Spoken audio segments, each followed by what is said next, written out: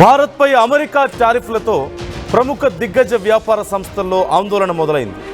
Trump కక్ష కట్టినట్లుగా వ్యవహరించడం వ్యాపారస్తులకు తలనొప్పిగా మారింది. ఈ సుంకాలు సామాన్యుడి నుంచి మేధావుల వరకు అందరినీ భయపెడుతున్నాయి. ఏకంగా 50% సుంకాలు విధించడంతో ఆ భారాన్ని ఎవరు భరిస్తారంటూ వ్యాపార సంస్థల్లో అయోమయం నెలకొంది. ఈ పరిణామాలతో అమెరికా రిటైల్ వ్యాపార దిగ్గజాలు అప్రమత్తమయ్యాయి. భారత్ నుంచి స్టాక్ కొనేందుకు వెనకడుగు వేస్తున్నాయి. రష్యాతో చమురు సంబంధాలు కొనసాగిస్తున్నందుకు భారత్పై ట్రంప్ సుంకాల మోత మోగిస్తున్నారు. ఇప్పటికే భారత్ ఉత్పత్తులపై 25% సుంకాలను విధించగా తాజాగా దాన్ని 50%కి పెంచారు.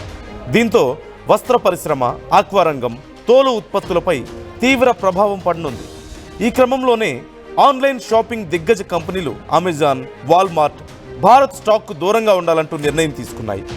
అమెరికా నుంచి వచ్చే ఆర్డర్లను నిలిపివేయాలంటూ నిర్ణయించినట్లుగా తెలుస్తోంది.